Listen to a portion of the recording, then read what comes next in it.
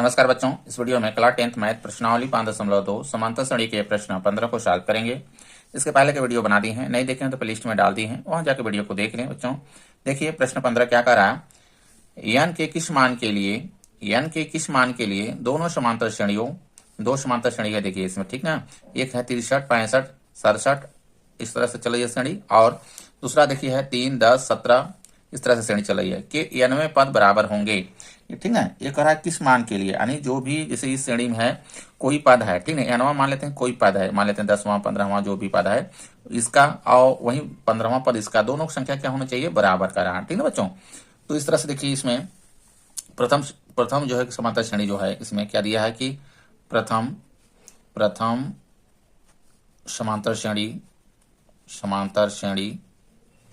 ठीक है बच्चों, क्या दिया है 63, देखिए 63 है, 65, 67, इस तरह से श्रेणी ये चल रही है बच्चों। इसमें देखिए प्रथम पद ये है, प्रथम पद यानी ए बराबर कितना है 63 है, ठीक। सार्व अंतर डी, सार्व अंतर क्या होता है, दूसरे पद में से पहले पद को घटा देंगे सार्वंतर निकल जाएगा, या तीसरे पद में दूसरे पद को घटाएंगे तो भी सार्वंतर निकलेगा, यानी सभी पदों के बीच में जो अंतर आता है वो क्या होता है, समान होता है समांतर श्रेणी में, ठीक है बच्चों। तो यहाँ पे देखिए 65 में से हम अगर घटा दें, 65 में से ये पहला पद यानी 63 को घटा देते हैं तो सार्वंतर निकल आएगा, कितना आएगा 2 आ जाएगा, ठीक है। आप देखिए इसमें हमको निकालना है nवां पद, क्योंकि कह रहा है n पदों के मान के लिए, तो nवां पद हम इसका निकाल लेते हैं और इस श्रेणी का भी nवां पद निकालेंगे बच्चों। तो nवां पद देखिए फार्मूला होता है an, ठीक है बच्चों, an बराबर a प्लस ब्रैकेट्स में n minus 1 brackets 1 into D, ये फार्मूला होता है। इसी देखिए इसका हम nवां पद निकालेंगे।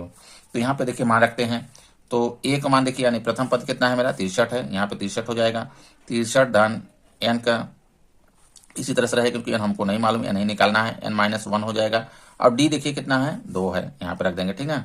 इसको देखिए थोड़ा सा सॉल्व कर लेते हैं। तो 63 धन, अब देखिए ब्रैकेट से खोल देंगे, तो जब ब्रैकेट से खोलेंगे तो 2 को इन दोनों में क्या हो जाएगा, गुणा हो जाएगा, तो 2n ऋण में 2 आ जाएगा, ठीक है। अब यहाँ से देखिए 63 में से देखिए 2 घट जाएगा, ठीक है बच्चों। तो 63 में से जब 2 घटेगा तो कितना आ जाएगा, यहाँ पे 61 आ जाएगा, 61 धन 2n हो जाएगा। इसका nवां पद प्रथम श्रेणी का देखिए nवां पद ये हो गया बच्चों, ठीक है। अब दूसरी श्रेणी से देखिए निकाल लेते हैं कि प्रथम समांतर श्रेणी जो कि ये जो समांतर श्रेणी है इससे निकाले हैं, अब हम इससे निकाल लेते हैं। तो यहाँ देखिए दूसरी समांतर श्रेणी क्या दिया है 3, 10, 17, इस तरह से श्रेणी चल रही है, ठीक है। तो यहाँ पे देखिए प्रथम पद यानी ए बराबर 3 है, सार्व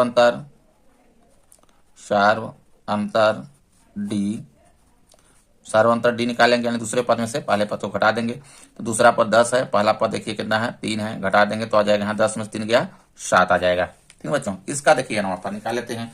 तो इसका देखिए फार्मूला होता है an, वही फार्मूला लगाएंगे, an बराबर a धन ब्रैकेट्स में n माइनस 1 इंटू डी से, ये nवां पद हो जाएगा, ठीक है बच्चों।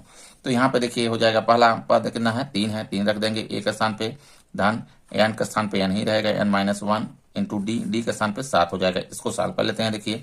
तो यहाँ पे देखिए हो जाएगा 3 धन 7n ऋण में 7 हो जाएगा, ब्रैकेट्स को खोल देंगे। अब यहाँ से देखिए यहाँ 7 देखिए माइनस में है, ठीक है, माइनस में क्या है 7 है, अब यहाँ पे प्लस में 3 है। तो यहाँ पे देखिए इसमें 3 में हम, इसमें तो घटेगा नहीं, तो 7 में से हम 3 को घटा लेते हैं और बड़े वाला को चिन्ह लगा देते हैं। तो 7 यहाँ देखिए ये तो रहेगा ही मेरा, अब यहाँ पे माइनस में आ जाएगा 4, ठीक ना, 4 3 7 ऋण में 4, ये देखिए nवां पद इसका ये आ गया। दोनों nवां पद क्या है, बराबर है, कह रहा है होना चाहिए, ठीक। तो यहाँ पर दोनों श्रेणियों के nवां पद बराबर हैं, लिखेंगे दोनों समांतर, ठीक ना, श्रेणियों के nवां पद बराबर हैं।